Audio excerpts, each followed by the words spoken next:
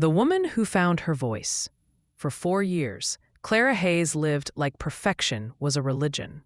Every morning, she rose before dawn, brushed her hair in the mirror, applied flawless makeup, and slipped back into bed, pretending she had just woken up that way. Her husband, Nathan, never saw her without mascara, never knew that the woman he called naturally beautiful was quietly terrified of being ordinary. Every day she measured her waist, counted her calories, ran 5 miles. If she ever dared to eat a slice of cake, she dragged her best friend to the gym for a 3-hour penance. Even after 2 children, Clara's body looked like it had been carved from marble. But her spirit, her laughter, her ease, had been starved. Nathan was a vice president at a large firm, charming and quick-witted. He loved comedy, so Clara made it her mission to make him laugh. They'd spend nights in underground clubs watching amateur stand-up comedians.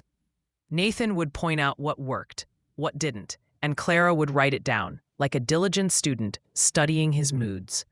She cooked for him, smiled for him, lived for him. And for a long time, she thought that was love. But perfection, she learned, is exhausting to watch and impossible to live with. One night, after a bad show where Nathan bombed trying his own jokes, he came home furious. His pride, always fragile, cracked, and Clara became the target. His words were sharper than knives, his silence colder than stone. She tried to hold the family together, for the children, for her parents, for the illusion.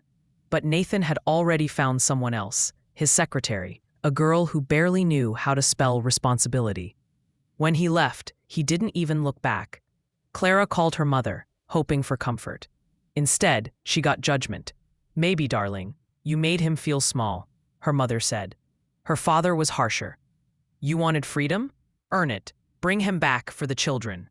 That night, Clara opened a bottle of red wine, sat alone in the quiet house, and drank until her hands stopped shaking.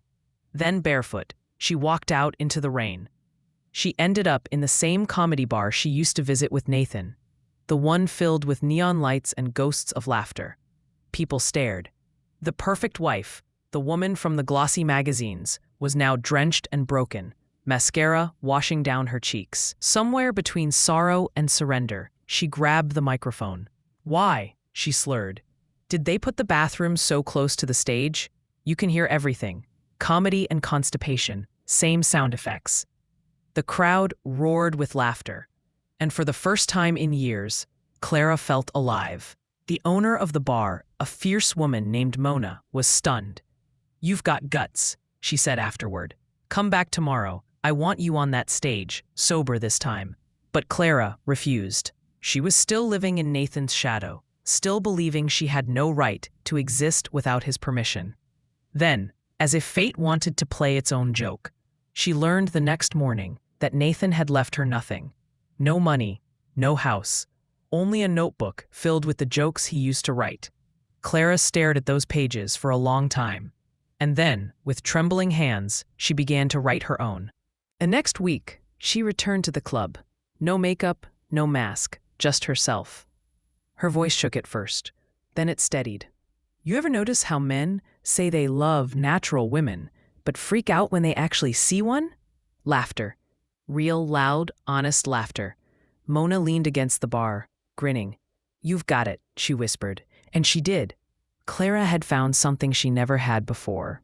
Her voice. Soon, her name appeared on small posters, then on bigger ones. People came not for the jokes, but for the truth behind them. Her sets were raw, funny, and deeply human. "My husband left me for a girl who thinks existential crisis is a perfume," she'd say. "Good for him. At least one of us smells like denial." Every show ended with a standing ovation. Every night, she peeled off another layer of fear. Months later, she was invited to perform at a comedy festival in New York. It was the biggest stage of her life. Backstage, minutes before her set, Clara sat alone, clutching the old notebook. The pages were wrinkled, her handwriting wild and alive. Then came a knock on the door. "Clara," said a voice she hadn't heard in over a year. "It's me." Nathan stood in the doorway. He looked smaller somehow, like someone who had lost his reflection. "You look Different, he said quietly. Clara smiled faintly. That's because I stopped pretending. He nodded, awkward, vulnerable. I watched your videos. You're good. I laughed. Thank you, she said, though her tone carried no need for approval. After a long silence, he asked, Are you happy? She looked at him, really looked, and realized something strange. She no longer felt pain, or anger, or longing. Just peace. Yes, she said, even when I'm not laughing. That night, Clara stepped onto the stage in front of thousands. She looked out at the sea of faces and saw Nathan sitting in the front row. She smiled. Funny thing, she began. My ex-husband said I wasn't funny. Now I make people laugh for a living. Guess he was wrong about a lot of things. The room exploded in laughter. Nathan laughed too, not bitterly this time, just knowingly. Later, after the show, they met by the exit. Thank you, he said softly, for turning my mistakes into art. Clara shrugged. Someone had to make it worth it.